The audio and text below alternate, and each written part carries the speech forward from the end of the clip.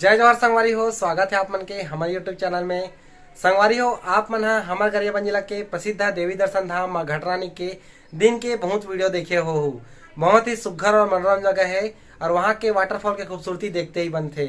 संगवारी हो, आप मन में है ये वीडियो के माध्यम से माँ घाटरानी धाम के रात्रि के सुघर नजारा दिखाने वाला हूँ।